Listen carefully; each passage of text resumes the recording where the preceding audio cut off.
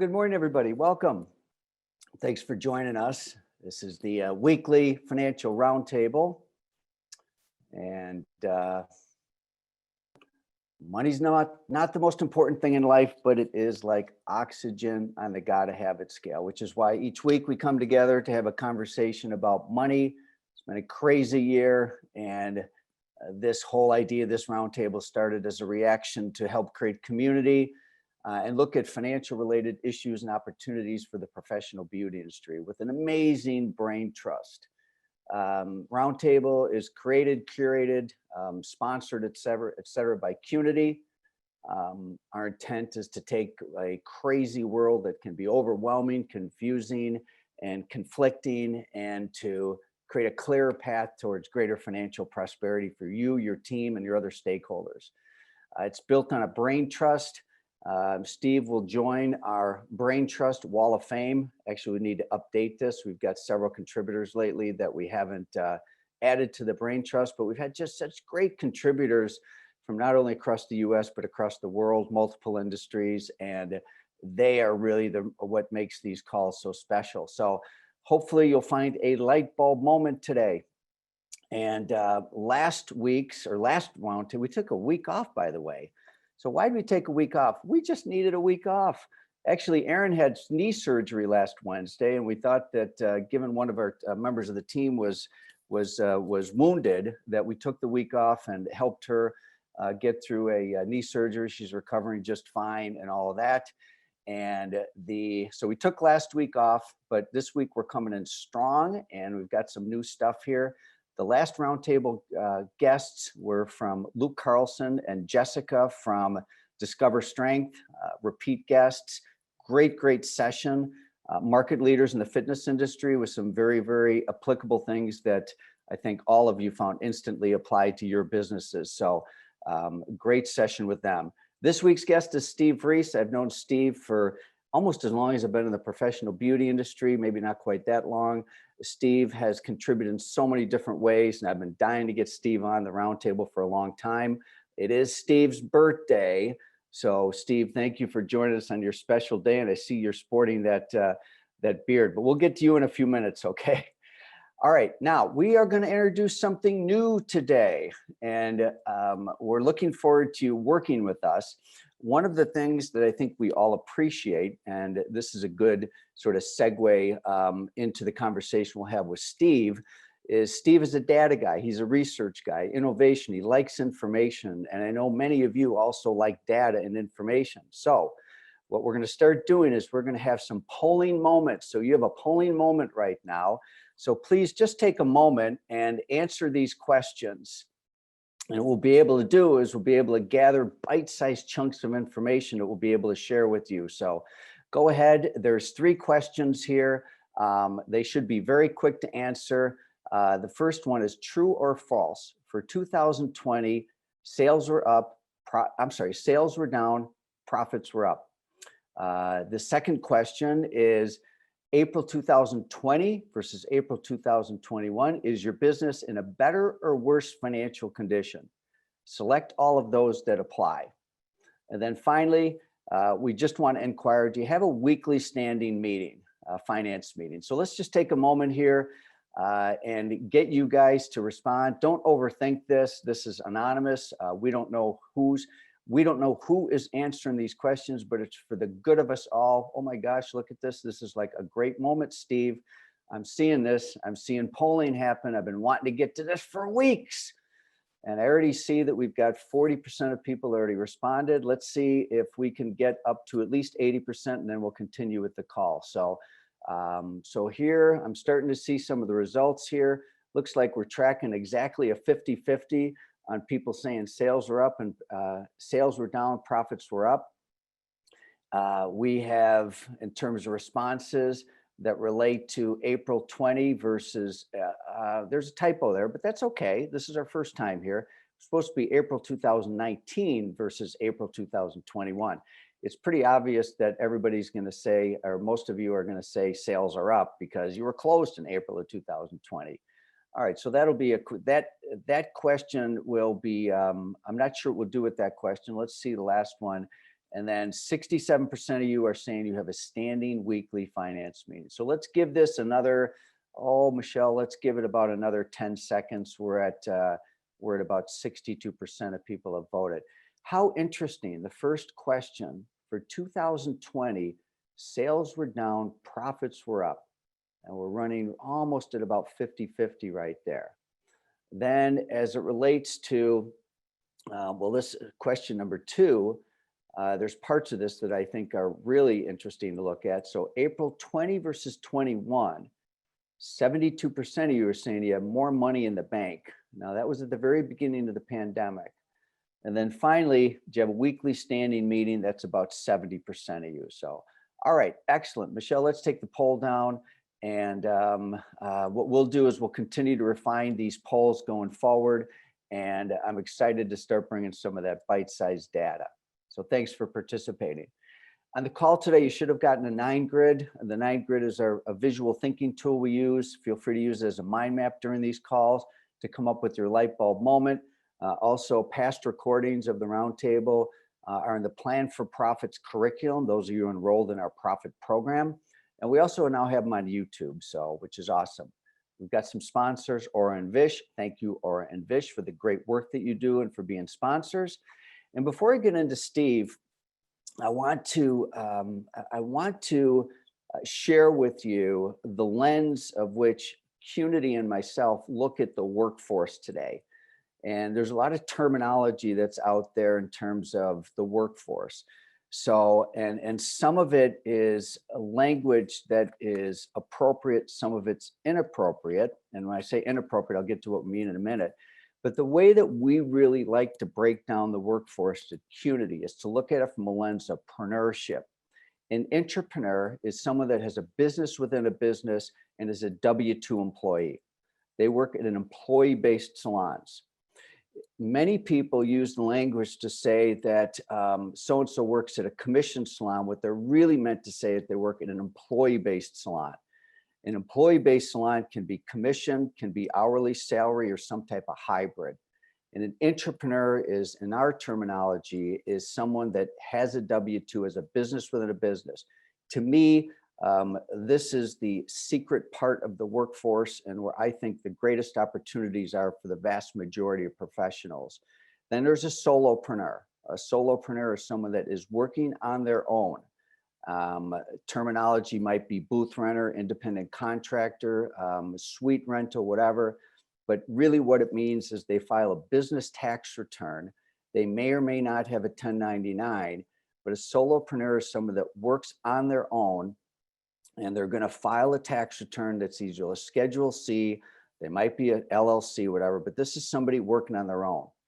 And an entrepreneur we're using to define someone that is a business owner and someone that is more than working on their own. Now, you could say entrepreneurship could include this, that, but just for simplicity purposes, this is how we define the landscape: entrepreneur, solopreneur, entrepreneur. I'm curious for some of your comments about that. Now, without going any further into this, let's now bring in Steve. And Steve, how are you today? Let's get you off of mute there.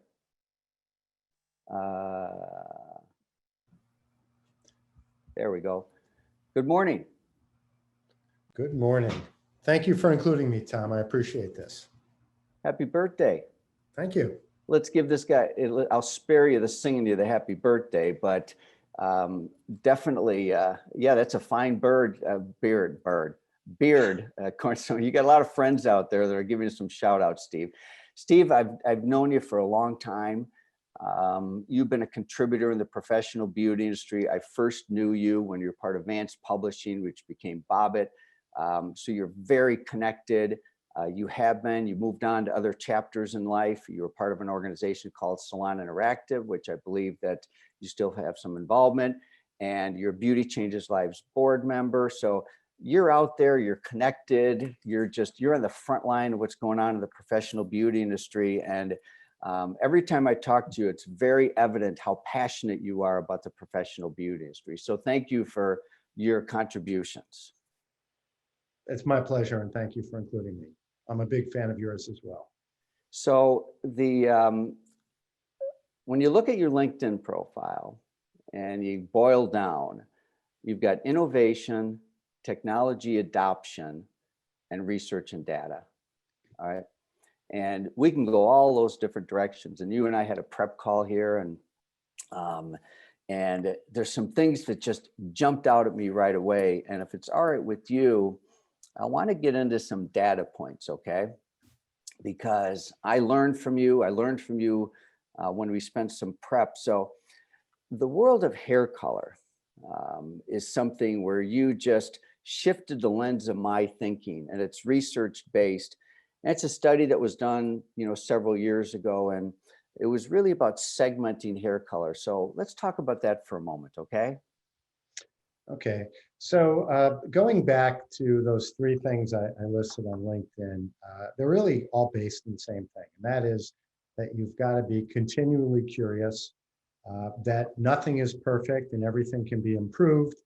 And that as part of our whole human experience, and I know a lot of people on this call, and I think the people on this call, by virtue of being on this call, embrace this, is how do we make ourselves better? How do we make the people around us better? How does that translate into our businesses? And when I joined the salon industry, one of the things that I loved immediately is it's full of good people. It's people who join this industry for all the right reasons. I want to help people. I want to give back.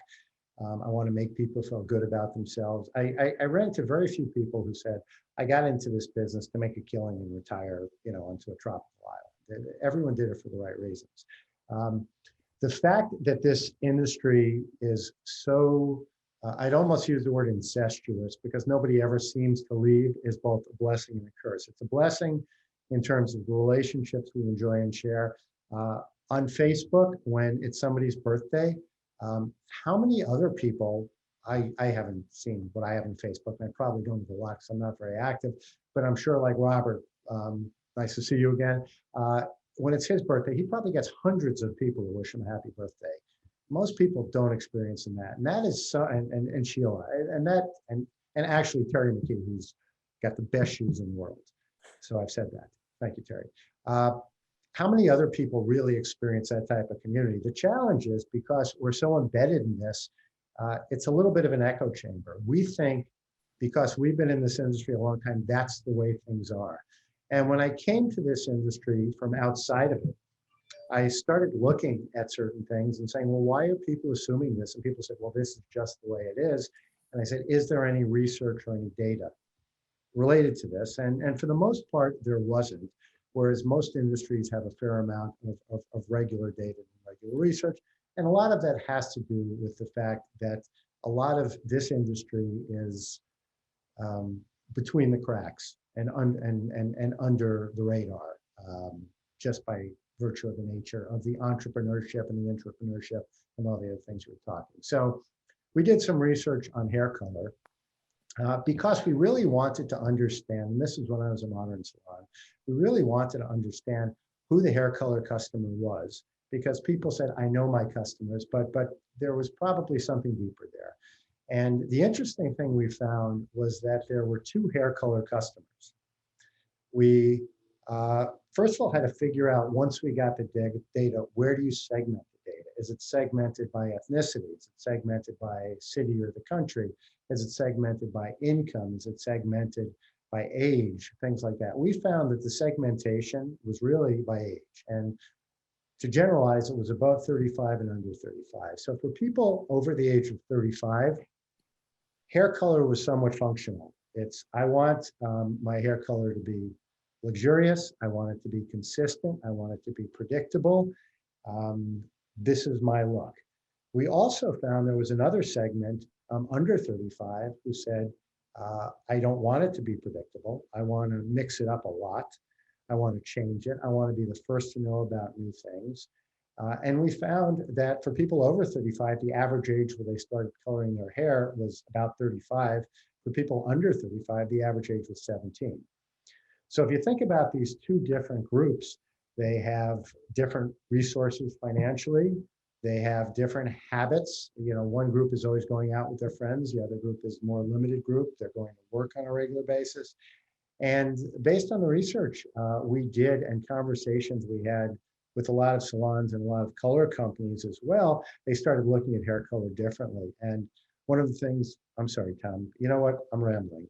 Go ahead. No, you're not rambling. I am so into this and I want you to continue. I just wanted to suggest something to the chat. Guys, this was a nugget for me. Am I the only one that's really thinking about it this way? So I want to get in the chat. Is this new? Because I never really thought of it the way that Steve just packaged it. So Steve, pardon the interruption. I was just going to encourage a little bit of chat on that because I find that to be a big aha, but maybe I'm just out of touch. Is this a big aha for anybody else or just me? Keep going, Steve. Where was I? You were talking about segmenting, under and over 35. Carrie, it's an aha. Yep, huge aha. You're getting a lot of ahas here, so keep going. You're on a roll here. One of Nathan asked, were there any other demographic differences? And not really. That was really it. It was cultural. If you think about younger people, they're living their lives on social media. Knowing about something new and having something new to share is social currency. So it was very, very different. And when you start thinking about things this way, you realize that there are lots of opportunities because most people don't think about things this way. And in an industry where all of us are so embedded and working so hard and feel like we're so in touch with our customers and the people we partner with, you almost need something to force you to look at that. Yeah.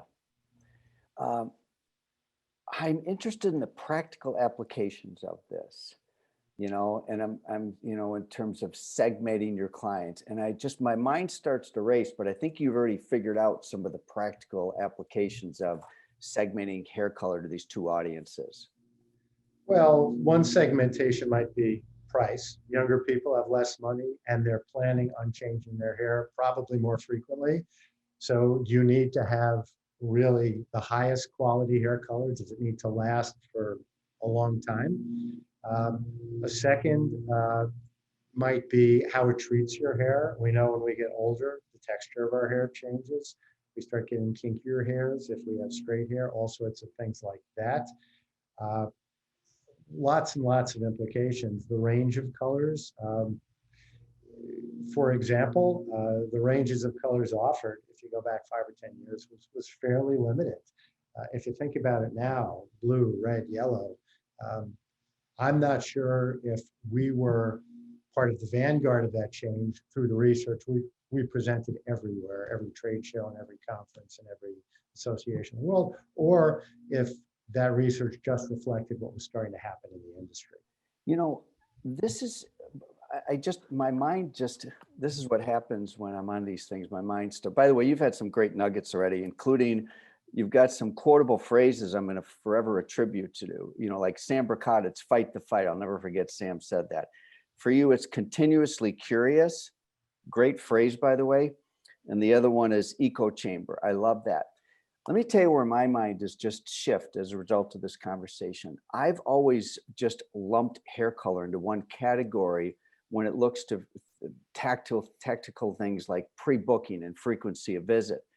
What you're really suggesting is the frequency of visit. It's a huge opportunity to increase the frequency of visit for the under 35s. Now, granted, they're price sensitive.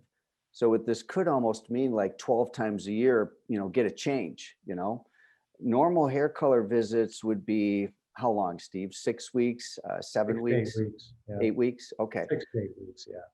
So theoretically, if it's priced right and marketed right, the number of turns and visits for this segment for hair colors. Anybody else thinking about this or just me? Let's see what some of the comments are, by the way, because I think you might be getting some questions. All right, so Trent is asking, are the 17 and 18-year-old group willing to pay for that service, or need to be looking at type of service and pricing is attractive at that age? Well, clearly they have less money. But the good news with the newest generation is they are willing to spend more of their money as a percentage of what they have on looking good, much more than other generations were. So when they do have money, they're very willing to spend on how they look because, like I said, that's important in the age of social media. In terms of the money aspect, one of the challenges is because they care less about consistency, because they care less about quality, are they going to go to a salon or are they going to try and do this themselves? And you raise a very, very good point, Tom. Is this an opportunity to bring them into the salon by pricing it appropriately, by creating some sort of subscription service and keeping them on the cutting edge of things, but also understanding it has to be consistent with what they feel comfortable spending or what their parents feel comfortable about spending? Tracy's commenting, cost of goods is spinning in my brain, soaking it in. Think about it, cost of goods also. So in terms of making sure the hair color is profitable, we've got the money in, we got the money out, so what's the price? And then, Sam Mercado, also cost of goods sold.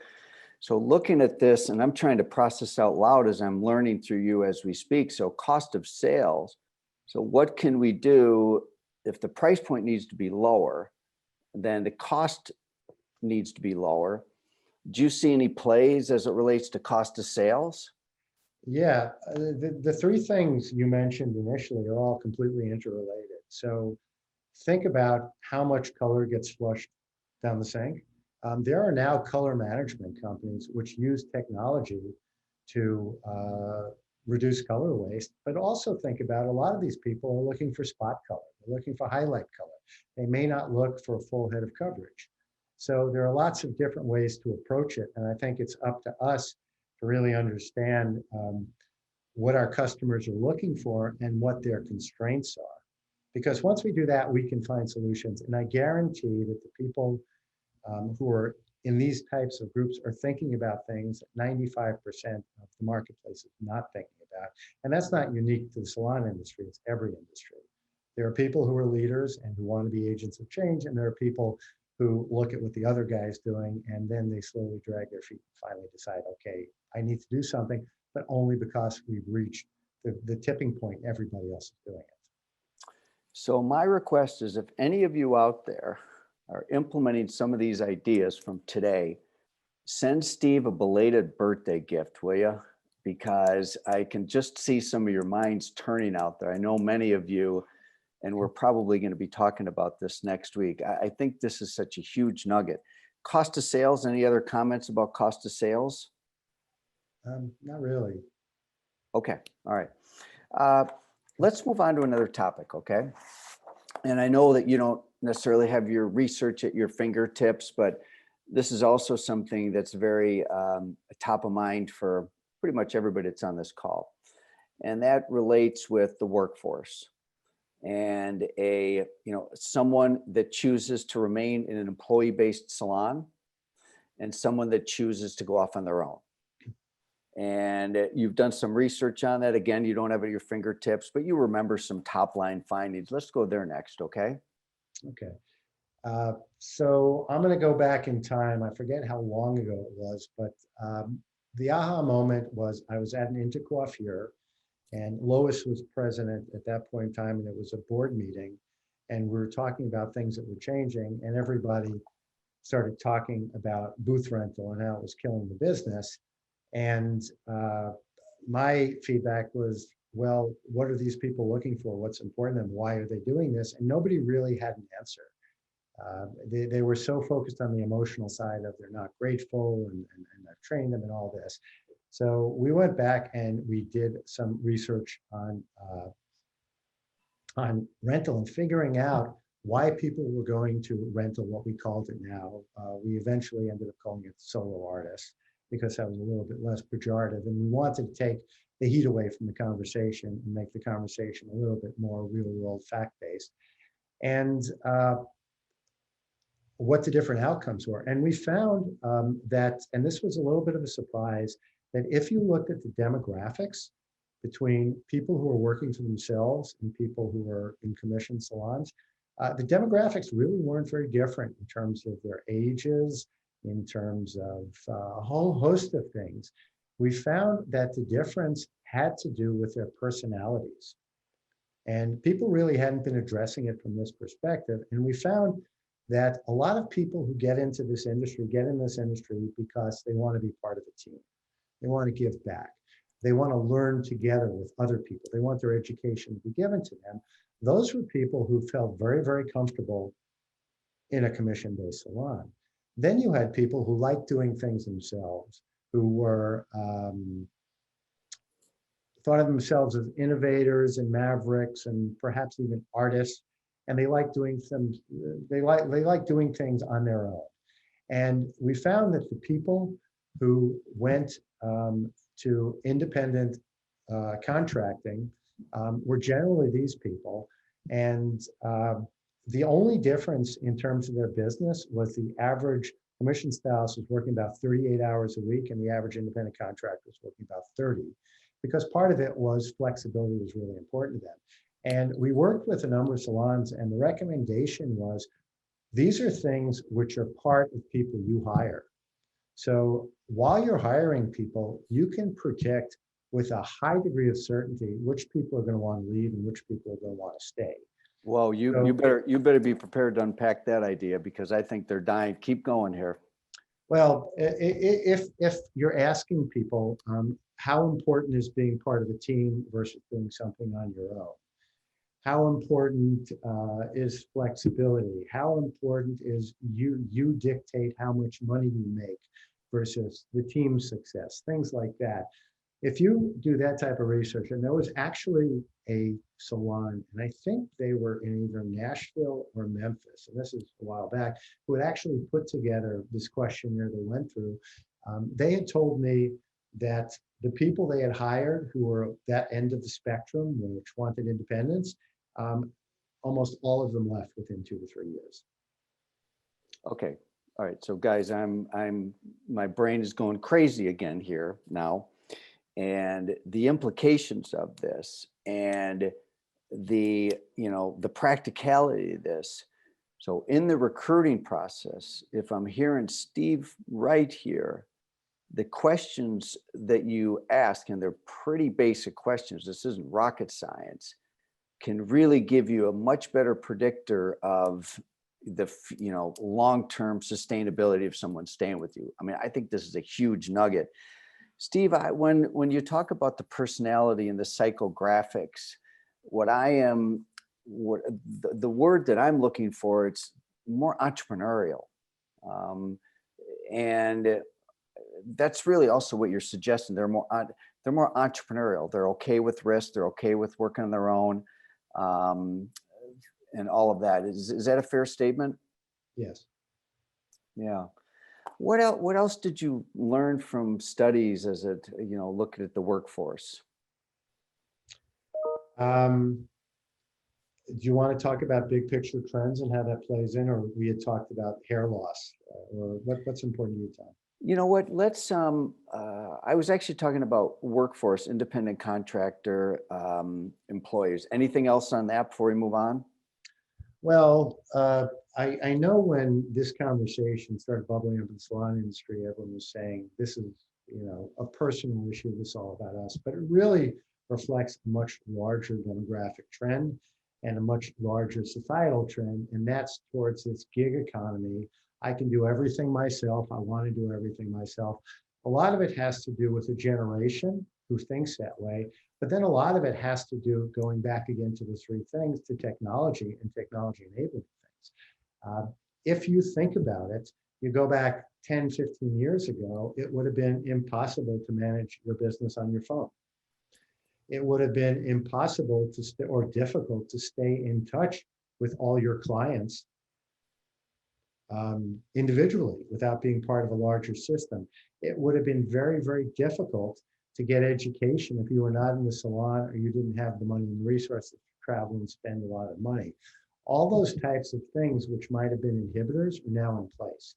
And we've gone through this massive technology sampling situation where all of us were forced to adopt technology to an extent we had never done before. And the most easy and obvious way to think about that is Zoom, but there are lots and lots of other ways. And for the most part, people found that technology was not as difficult, not as threatening as they thought it was. Because as we know, nothing is ever as bad as you think it is or as good as you think it is. It's usually somewhere in between.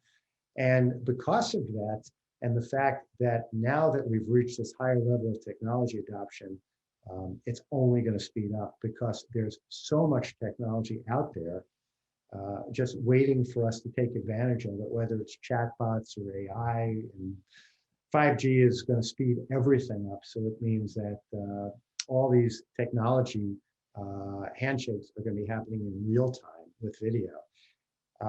It's really going to help define if we're successful or not successful, because we have to think we have a lot of different audiences. We have ourselves, we have the people who work for us, we have the people who are our customers, and then we have our suppliers. And one of the really interesting things post-pandemic is big business is reassessing everything because they were dramatically disrupted. They had to figure out workarounds for everything, and they've recognized that the most important thing is taking care of their people. So there's going to be this real focus on how we can take care of our people, but a big part of taking care of our people is there's a lot of benefits to technology, but we have to make sure that technology is user-friendly. In a crisis, everyone will step up, and we know we have to use it. Now that in my state, probably half the people are vaccinated, I gather in another couple of months, it might be up to 60 or 70%. People are starting to feel more comfortable. Things are opening up a little bit more. How do we maintain the gains we made and the efficiencies that were created in terms of how we connect with our customers and our team and not backslide? And that is going back to the human level, which is how do we connect with people and make technology personal? So, Steve, do you think the next 3 years in the professional beauty industry will be more prosperous for members of the professional beauty industry than the last 3 years? I think, like in any business, you're going to have winners and losers. And the people who are going to be winners understand that everybody's personal life, everybody's business life, how we think about money, everything was completely disrupted. There is no new normal. Some people are saying it's going to go back to the way it is. Somebody's going to say there's going to be a new normal. The new normal is going to be continuous change because the cat is out of the bag, and there are lots of different ways to do things. If we think about travel, our travel passports requiring that you're vaccinated going to be required. If we think about education, am I going to want to go to a 4-year college and take all my classes there when I know that I could be taking classes online at other schools, which might be best of breed? In a retail environment, I know that people may want to come into my store to try things on and then order it online. You know, what behaviors are going to be dramatically shifted? The people who think about these things, and it's not a, okay, I've done it. It's a continual process. And from my perspective, it's just about changing your mindset and saying, okay, what are all these things I take for granted? And let's assume I play the devil's advocate and I don't take this for granted. I don't take it for granted that my color clients are going to come in every 6 to 8 weeks. What are the other ways of looking at things that will lead to opportunities? The saying I heard in this industry was nobody wants to be first, but nobody wants to be second. But even when you look at larger companies, none of them want to be the first tech adopter. And the reason you don't want to be the first tech adopter is because the opportunity is high, but the risk is high too. And there's not a good risk reward balance. I think it's much better to be a quick adopter after that first. So what Tom and I had talked about is the beauty of this industry is it's so connected. Everyone's talking to everybody, is to reach out on a regular basis, which is frankly what you're doing right now, and say, okay, how are you using this? How are things working out? Is it what you expected? What's different? What were the unintended consequences? If you were doing it differently, how would you do it? How much technology do you need? What is the relationship your clients have had with it? What's the relationship your team has had with it? Having technology is great, but if people don't adopt it and ultimately use it, it has limited value and it's probably more disruptive than beneficial. You were talking about changing mindset, and changing mindset. I was just reflecting when you were saying that, and how does someone change their mindset? I'm going to ask a question and I'm going to answer it from my perspective, because um, I love the word that you used, is that continually curious. And one of the things I love about these sessions, I get to be continuously curious in front of a live audience and in front of a guy like you, you know. And what makes me curious right now is, how does someone change their mindset? And my belief is that, at least me personally, it often comes from connecting with another person. There's a quote, and I can't remember which transcendentalist it was, whether it was Thoreau or Emerson, but many have dated the beginning of a new era with the reading of a book. I also find that many date the beginning of a new era with a new relationship or a new idea or a new connection. And one of the things that's been most amazing over the last year for me personally is I've just had this renaissance of just new relationships, as well as renewing existing relationships. For example, a relationship you and I have had, Steve, for many years. We're on to a new chapter. We're on the board of Beauty Changes Lives. We're doing new and cool stuff, but changing mindset, how does someone practically change their mindset? That's a really interesting question, especially through the lens of what's going on politically, for example, where people seem so resolutely in one camp or another camp. And my personal story related to this is my brother was working at Dale Carnegie, and he signed me up to take the class. And then I became, I guess we'd call a volunteer instructor for one class. And I really only learned a few things at Dale Carnegie, but they were critically important. And one was, when you're talking to people, you've got to talk about things that are interesting to them. And the second is that you can learn something from everyone. And the class I was in, the first class, was a really diverse class. I was a 25-year-old junior executive type. There was a teenage kid with a different ethnicity, different background. There was a Guatemalan grandmother. There was a housewife. There was a guy who was a banker. It was really disparate people. And we didn't think we had anything in common. But by the end of the class, we'd all bonded. And we all went out for dinner after the last class, and we were talking. And our instructor was there, and he goes, I want to point something out to you. When all of you started, you thought that you had nothing in common, because this happens with every class, and you made judgments about people and the value they could provide. And I'm guessing, whether you've recognized this or not, you've formed relationships with all these different people, and you've learned something from all these different people. And he said, there's not one single person in this world who you cannot learn something from. And he said, my challenge to you is, when you meet people, don't dismiss them, don't categorize them. Dig a little bit deeper and try and figure out, what can I learn from that person, given the fact that they have a different background, a different perspective than I am. And another thing is, there was a research study, probably Harvard, done years and years ago, and it was related to basic problem solving. And they had two groups of people. One group of people was top business executives, and the second group of people might have included some top business executives, but it was a whole range of other people from other backgrounds and other experiences. And they found that consistently, the mixed group gave better solutions, because they weren't taking things for granted. They were questioning things, they were continually curious, and they were looking at things from different perspectives. And for the most part, the things that we need to know are out there somewhere. We just have to find it and figure it out. And we're probably not going to do that if we're always talking to the same people. And that's actually one of the things that's great about this industry, is people in this industry, somebody wrote diversity, Carrie, people in this industry embrace diversity. They embrace differences. We are naturally outgoing and want to talk to people and find out what they think. And maybe that's our superpower in terms of negotiating all the changes in the next few years.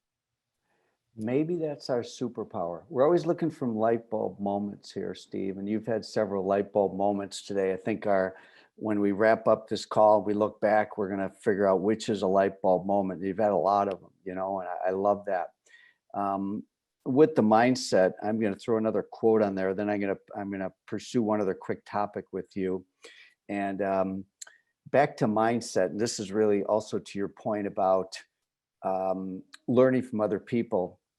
This is a quote by Oliver Wendell Holmes: "A mind stretched never returns to its original form." And this is one of the reasons why I like to do a daily gratitude and accomplishment journal, is because each and every day our mind gets stretched and we lose track of our previous normal. We're continually creating a new normal for each other. So I'm starting to get a little philosophical here, and at the risk of a bunch of people listening in, so I'll move on from that. But let's get to hair color for a moment, okay? Because this is another area where I know you've done hair loss. We did have Karen Gordon on here as a guest sometime about maybe 4 or 5 months ago. It was great. But you had some really interesting, very practical insights related to research on hair loss. So let's spend a few minutes talking about that.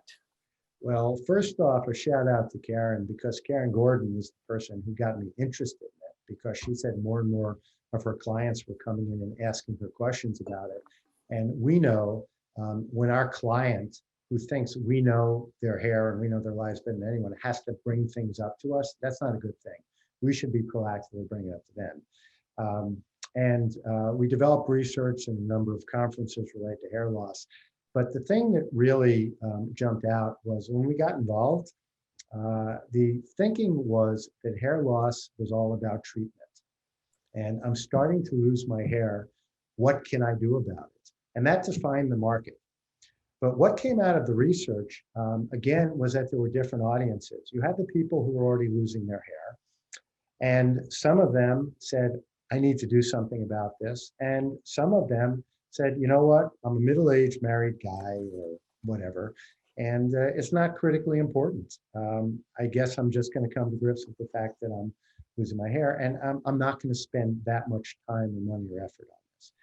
We found that there was a whole younger cohort of people who hadn't lost their hair yet, but were living their life on Facebook, were spending more of their money on personal grooming, who were terrified about the thought of losing their hair, because your hair, when you're younger, is one of the critical ways you express yourself. And we've also found that if you ask those people, are you concerned about losing your hair? And it's as simple, I suppose, in terms of starting the conversation, as has anyone in your family experienced hair loss? Are you concerned with something that you just might genetically be predisposed towards? 80% of people will say yes. We found they were more concerned about it. We found they were willing to spend more money on it. And I suppose, and this is going to sound a little bit cynical, but the beauty of this category is we know certain things work, but we don't know how it works for individuals, and we don't know how it's going to take.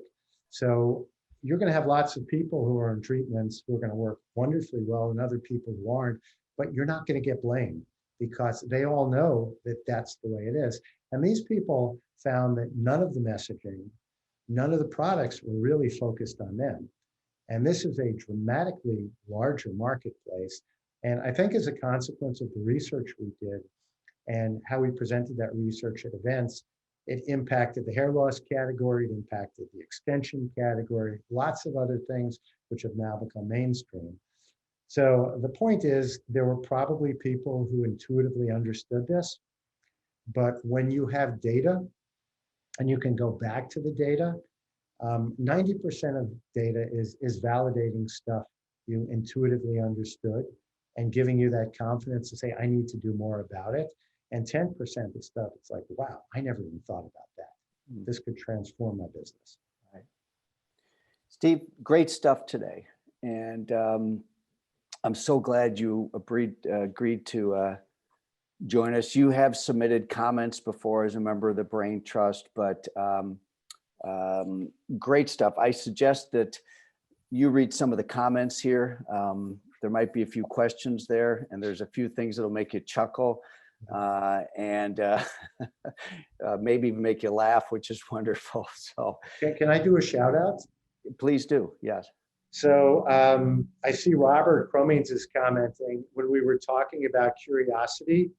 I'm not sure, since Robert's given so many presentations, he remembers this, but the first data-driven salon, he was our keynote. And that was really at the core of his presentation. It was all about opening up your mind and thinking about things differently. And that was probably 6 or 7 years ago. So that's my personal shout out to Robert, who has been preaching this for years.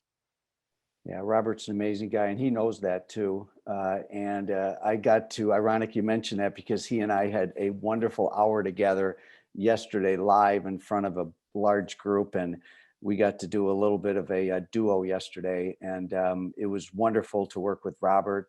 And Steve, again, shout out to you. Thanks for all your great work. Let's officially award you the $1 million light bulb as a member of our Brain Trust, and let's give Steve a virtual round of applause. So, and happy birthday again. I think you still have some of your friends shouting out to you. So Steve, we'll have you back on, and I look forward to continuing to collaborate with you very far into the future. Okay, my friend? Thank you. All right, so let's see what's going on here. I do have a shout out to Rebecca from Lords and Ladies. Congratulations, Rebecca, on becoming the CEO of Lords and Ladies. I think it's called L&L Group. It was a joy to work with you, and now to see you become CEO, big press release going out, so shout out to you. Let us see who else is on the call today, and I've also got some other things I need to go through.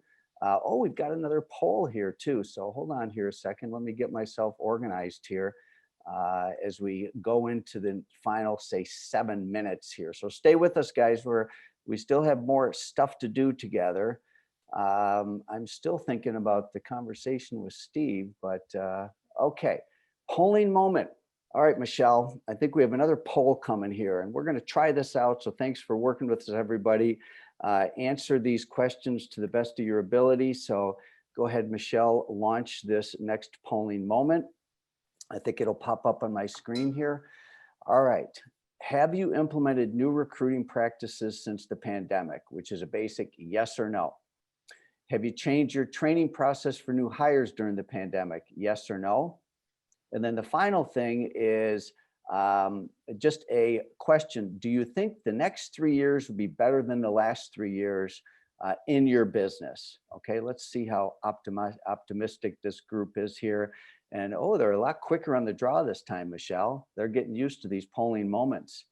We'll make these questions better and better. Maybe they'll be Steve Reiss endorsed as a good research question, but I'm insanely curious about this stuff.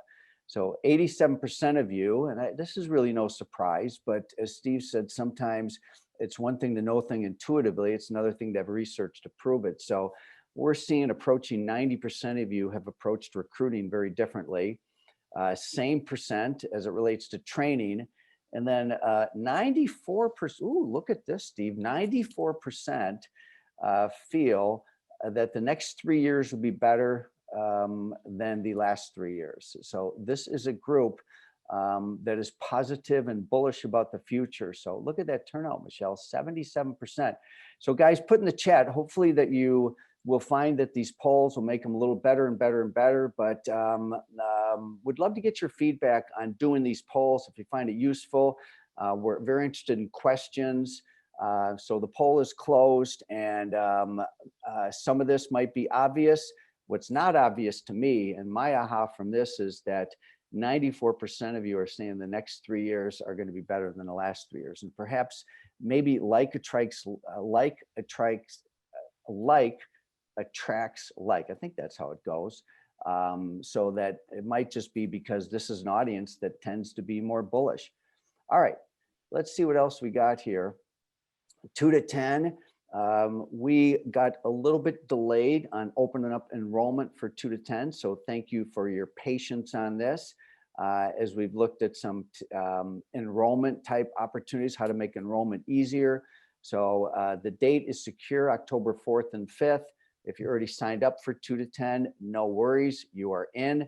If you're not, we're looking through the pre-registration list and to see how many spots we have left. Expect to have closure on this very soon in terms of enrollment. Qnity in action. We're working with so many of you as an advisor and a coach, and we thank you for that. And Carrie, Heath, and Jody do an amazing job. So if you're working with them, great, thank you. If not, you're welcome to set up a complimentary gap analysis call to learn more about your business.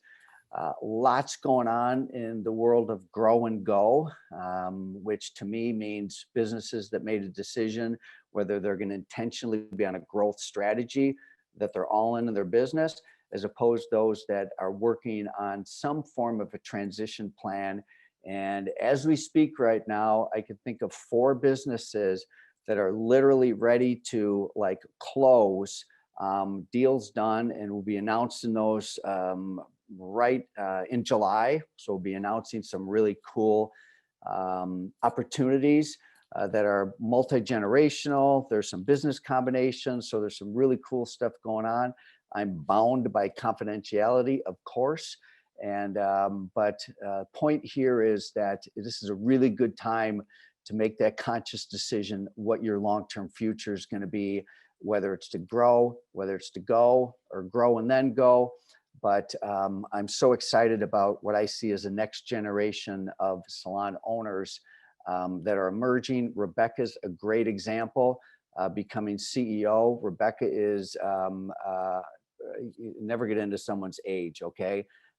What I will say is that she's part of a next generation of leaders. And I think that it's a great example. And so one of the things that gives me a lot of joy is to see this next generation succeed. Today's a big day for us and me because we are double dipping. We are going to have our school financial roundtable coming up in a little over an hour and 5 minutes. So it's uncharted territory for me to be starting a new roundtable in the school industry. Can't wait. It's coming up in an hour. You are welcome to join us. The audience is for school owners and leaders. We will record these calls too. So I'm super excited about that. And keep in mind that we've got going forward, we'll have the 10 a.m. Central Time Salon and Spa Roundtable. I get a little bit of a break between the two. And then we have a noon Central Time for schools. And closing thoughts, I don't have any closing thoughts other than I want to see who the heck's on the call today. So who is on the call today? And is there any mission critical things I need to do in the chat? But who's here? Trent's with us. Good morning, Trent. Trent, I'm actually going to Madison this weekend. I forgot to tell you. Trent, send me a text. I'm going to Madison this weekend. Tracy, good morning. Good morning. Hope you're doing well. Todd, good morning. Hello, Sheila. Always great to see you. And Sandra, good morning. Sam Bercato, always a delight to see you. And Salvador, good morning. Hello, Roman and Robert and Rebecca. Rebecca gave you a couple shout outs. Hopefully you used a little chat there. Good morning, Philip. Paige is with us. Hi, Paige. Good morning, Nina. Hello, Nicole. I'll be talking to you in just an hour here. Nathan is the CFO of Floyd's 99. So he's a new participant. I'm going to have Nathan as a guest coming up here. We have Melissa. Megan, good morning, Megan. Oh, Marilyn. Hello, Marilyn. Linnell, good morning. Linnell, we're going to see you're on both calls today, Linnell. So we'll see you as a guest coming up soon. Louisa, good morning. Hi, Linda and Linda T, Linda B. Good morning, Kip. Hopefully Steve responded to some of your questions there. Hi, Kelly and Carla and Carrie and Karen and John. John, I get to talk to you tomorrow, I think. Hi, Joe. Jennifer. Hi, Jana. How are you? Good morning. Hello, James, Jackie, Christine, Kathy, Ashley. Arsalan's with us. Hey, Arsalan. Anna. Amanda, you're on every week. I love that. And you're always a great contributor. And so anyway, that is, let me see if there's anything in the chat. I thought that Steve really got my mind going today. So with a lot of really great stuff here. So let me see if there's anything else that's come out of the chat here. So you're welcome, Rebecca. And let's see what else we had. Oh, Robert wants a link. If you want to join us in the school roundtable, go to the Qnity Inc. website, and there is a place to register for the roundtables. Thanks for the question. Yes, Aaron, this is a double header. Jackie likes the polls. I love that. Okay. Sam, tell the truth. It's the easiest thing to remember. Damn, Sam, that's a really good one. I like that one. All right, guys, it's 10:58. We got to go. Steve, thanks again. Happy birthday. We'll see you guys next week. Some of you will see in the next hour. Aaron put a link for those of you who want to register for the school roundtable, which is going to have a whole different topic. I can't wait.